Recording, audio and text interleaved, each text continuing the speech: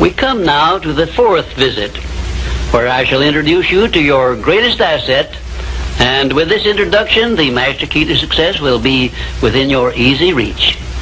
I say this is your greatest asset because it is the fourth of the 17 success principles with which you may tap and draw upon the supreme power which created you and runs this entire universe. The name of this principle is applied faith, and I want you to remember it is not something I am bringing to you, but it is something you already possess, although you may not have made use of it in the past.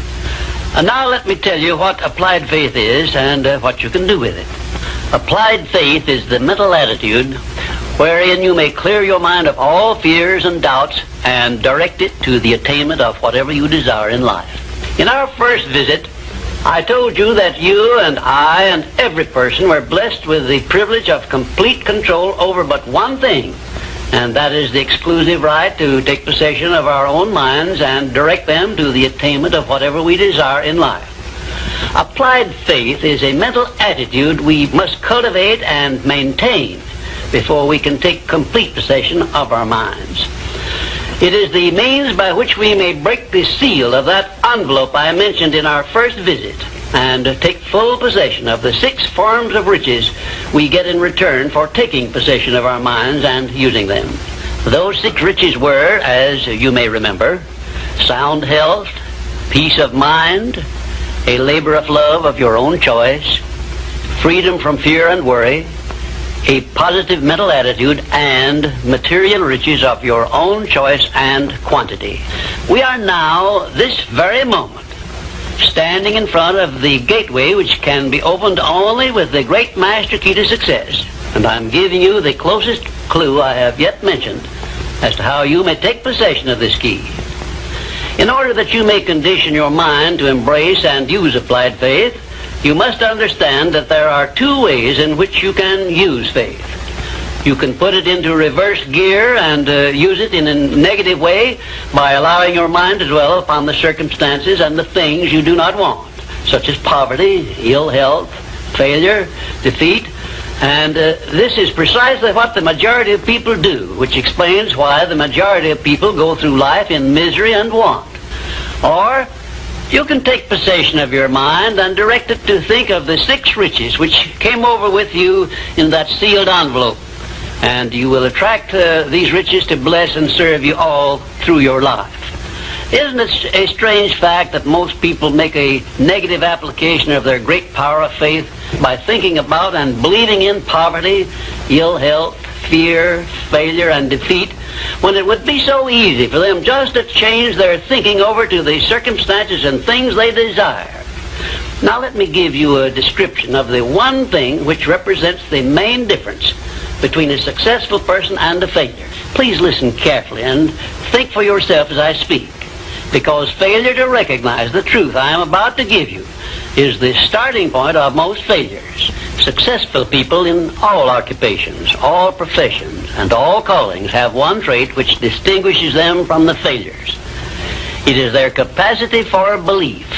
The failures see the hole in the donut, but do not see the donut around the hole. The successes see the hole also, but they see the donut around the hole. Thomas A. Edison believed that he could perfect an incandescent electric lamp, and despite the fact that he failed over 10,000 times before he was crowned with success, he made his belief uncover the secret for which he was searching. Give one guess as to how many times the average person must fail before he quits. Fails because of the lack of capacity for belief. How many times can you meet with defeat before you give up the ghost and quit? Henry Ford believed he could build a self-propelled vehicle which would take the place of the horse and buggy. And despite the ridicule of relatives and neighbors and the lack of finances, he transmuted his belief into an industrial empire which changed the entire American way of life. Mind you, Ford did this with very little education and no operating capital to begin with. Right here, let me ask you a question which may well change your entire life. You perhaps have an idea or a plan which would be useful to other people. But you have done nothing about it because you lack the self-confidence to give you a start. In other words, you are now where Henry Ford was before he built the first model of his world-famous automobile. Mr. Ford broke through that wall of fear, which may now be holding you back, and put his idea into operation by making use of the mastermind principle I mentioned in our second visit, through an alliance with his wife. Now, the question I wish to ask you is this. Why don't you form a mastermind alliance with someone and begin putting your ideas to work for you? Belief is truly a magic word because it is the beginning of all successes. It is the very foundation of civilization. It is the one quality you must develop before you can make use of the great master key to success. To be successful, you must become a person with a great capacity for belief. And the place to start believing is with yourself. You should begin by recognizing that you were born with the privilege of complete control over your own mind.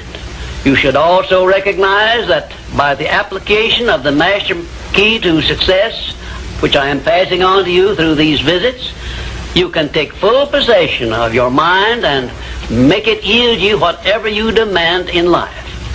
Observe, I use the word demand, not beg. The Creator never intended for you to beg for anything. If He had, He would not have blessed you with full control over your own mind. If your life is not what you want it to be, you can change it. As a matter of fact, you can do anything within reason that you desire to do if you embrace the principle of applied faith and keep it directed to the attainment of the things you want and off the things you do not want. I should know what I'm talking about because I was handicapped at birth by the four horsemen which keep most people in bondage all the days of their lives: poverty, fear, illiteracy, and superstition. I have discovered the master key which gives one deliverance from all the evils one does not want and opens wide the gateway to the riches which the Creator intended every person to enjoy on this earth. Applied faith is the only means by which the master key can be appropriated and used. Therefore, I give you these instructions through which you may create a mental attitude which is favorable for the expression of faith. 1. Know what you want and believe that you can and will get it. 2. Give expressions of gratitude many times daily for having received that which you want, even before you actually get physical possession of it. Possession starts first in the mind. Please remember this. 3rd, keep your mind open for hunches from within. And when you are inspired to action, do not wait, but move on your own personal initiative at once. Remember, there can be no application of applied faith without action. 4th, when overtaken by defeat, as you may be many times, remember that man's faith is tested many times before he is crowned with final victory. And accept your defeat as nothing more than a challenge to keep on trying. And 5, a burning desire for the things or circumstances you want is the starting point of all applied faith. Be definite, believe, and act. And keep on acting if at first you meet with defeat. 6, when doubt creeps into your mind, remember that whatsoever a man believeth, that shall he also reap. Remember, faith is not something you get. Faith is something you already have. But you may be using it in reverse gear by believing in the circumstances and things you do not want, the things you fear. Remember also that faith is guidance only. It is not a power which will bring you what you want, but a power that can guide you to go after what you want and get it. Remember, too, that your faith is limited only by your own capacity to believe. You can do whatever you make up your mind to do. I believed I could give the world a practical philosophy of success which would free men and women from their fears and limitations. I stood firmly back of that belief through 20-odd years of effort. and saw my belief give freedom to millions of people. Do the thing, said Emerson, and you shall have the power. May I paraphrase this great truth by saying, believe and you shall receive. And now, until our next visit, will you please remember that your life is exactly what you make it by your own mental attitude.